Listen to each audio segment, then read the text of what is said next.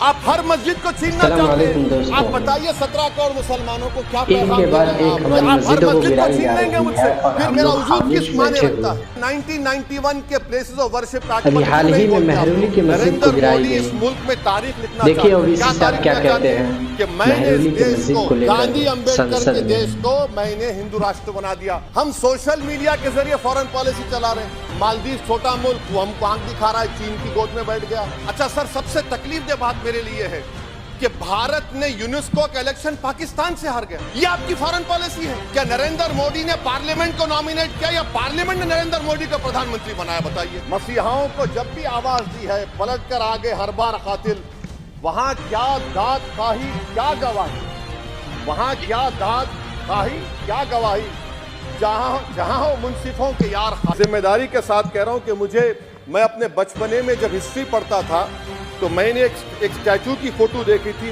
Priest king of Mohenjodaro.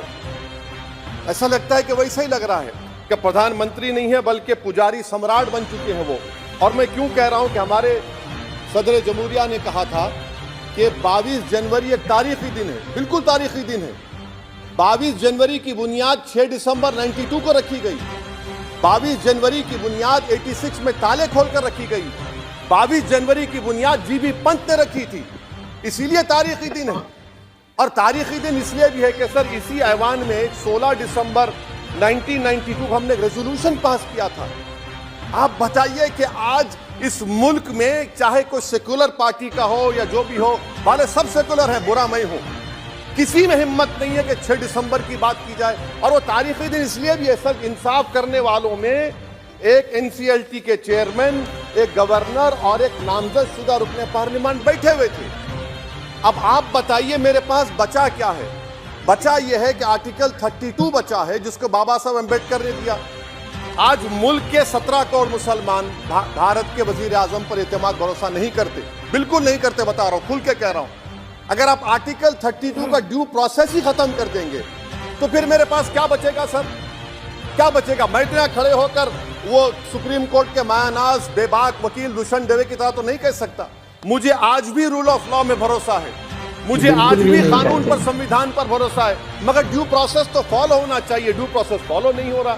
एक तारीखी दिन 22 जनवरी था, एक तारीखी दिन 31 जनवरी था। सर रात के अंधेरे में अपील किए बगैर आप आरे लेकर रास्ता खोल देते हैं। क्या पैगाम दे रहे हैं सर?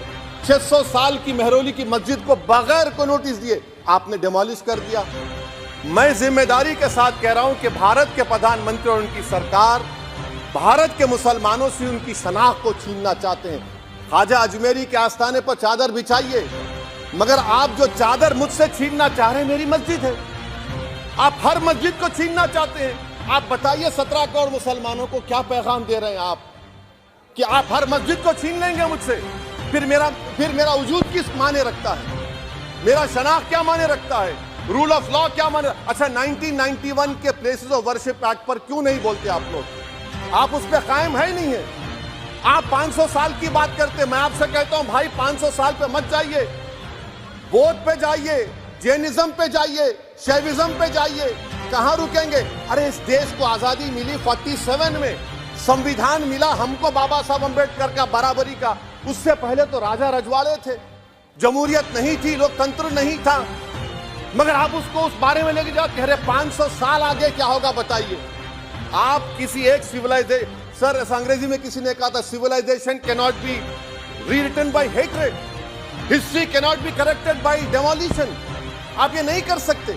और मैं उम्मीद करता हूं कि जब मौर्ख तारीख लिखेगा, नरेंद्र मोदी इस मुल्क में तारीख लिखना चाहते हैं। क्या तारीख लिखना चाहते हैं? कि मैंने इस देश को, गांधी अम्बेडकर के देश को मैंने हिंदू राष्ट्र बना दिया।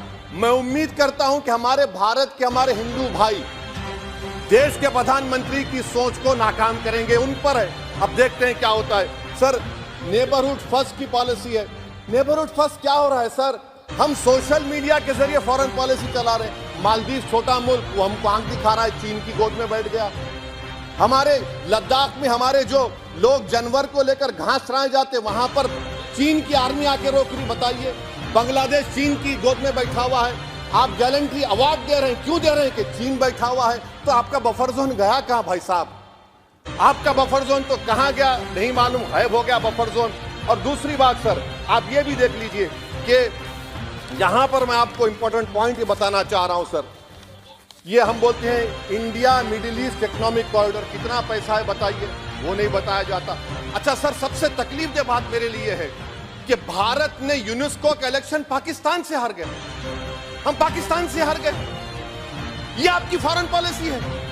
यूनेस्को का इलेक्शन हम पाकिस्तान से हार गए। अच्छा, मामला इजराइल का, फलस्तीन का, गाजा का आया, अक्टूबर में 10,000 लोग मर गए, हमने यूएन में सीज फायर की तायीद नहीं की। दिसंबर आया, 20,000 मर गए, तो हमने तायीद कर दी। क्यों तायीद की? क्योंकि ग्लोबल साउथ को हमको फॉलो करना पड़ रहा है। भारत ग्लोबल साउथ को फॉलो कर रहे, मेरे लिए तकलीफ दे बात है। यह आपकी नाकामी का बहुत बड़ा सबूत है। इसीलिए हम बता रहे हैं कि यह सरकार की बहुत से नाकाम। सर, अलीगढ़ मुस्लिम यूनिवर्सिटी, आखिरी पॉइंट, अलीगढ़ मुस्लिम यूनिवर्सिटी, सर आप उत्तर प्रदेश से आते हैं सर, 81 में एक्ट पास हुआ। हमारा लॉ ऑफिसर कोर्ट में कहता है कि मैं पार्लियामेंट के एक्ट को नहीं मानता। कैसे नहीं मानते सर? क्या नरेंद्र मोदी ने पार्लियामेंट को नॉमिनेट किया या पार्लियामेंट ने नरेंद्र मोदी को प्रधानमंत्री बनाया? बताइए। 81 के एक्ट को नहीं मानते सर। 2 ही तो सेंट्रल यूनिवर्सिटी है मुसलमानों के, 1,80,000 आप ही के सरकार के दौर में मुसलमान हायर एजुकेशन निकल गए। आप अलीगढ़ मुस्लिम से छीनना चाह रहे हैं। Theory of separation of powers में एग्जीक्यूटिव हमको डिक्टेट करेगा। मेरी आवाज तो पार्लियामेंट है, अब मेरी आवाज के खिलाफ एग्जीक्यूटिव सुप्रीम कोर्ट में बोलता है। अलीगढ़ मुस्लिम यूनिवर्सिटी से इतनी नफरत क्यों है आपको? वहां पर तो हिंदू भाई भी पढ़ते हैं सर। ये अलीगढ़ मुस्लिम यूनिवर्सिटी का मामला है सर। तो मैं आपसे इस बात पर, इस शेर पर अपनी बात को खत्म कर रहा हूं सर। आप भी उर्दू दां हैं जी। मसीहाओं को जब भी आवाज दी है, अहमद फराज का शेर है जी जी, मसीहाओं को जब भी आवाज दी है, पलट कर आगे हर बार कातिल। मसीहाओं को जब भी आवाज दी है, पलट कर आगे हर बार कातिल। वहां क्या दाद खाही क्या गवाही, वहां क्या दाद खाही क्या गवाही, जहां हो मुंसिफों के यार कातिल।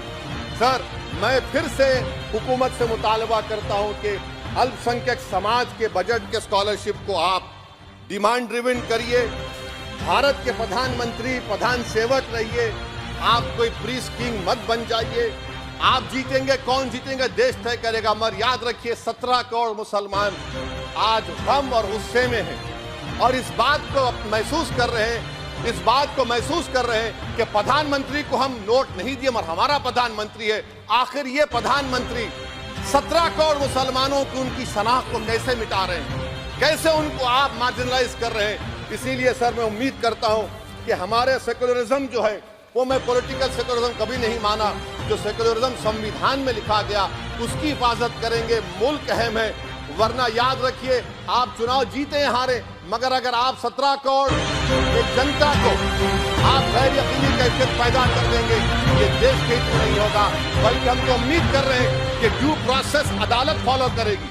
अदालत अगर एक तरफा फैसले करेगी तो गलत होगा सर। बहुत बहुत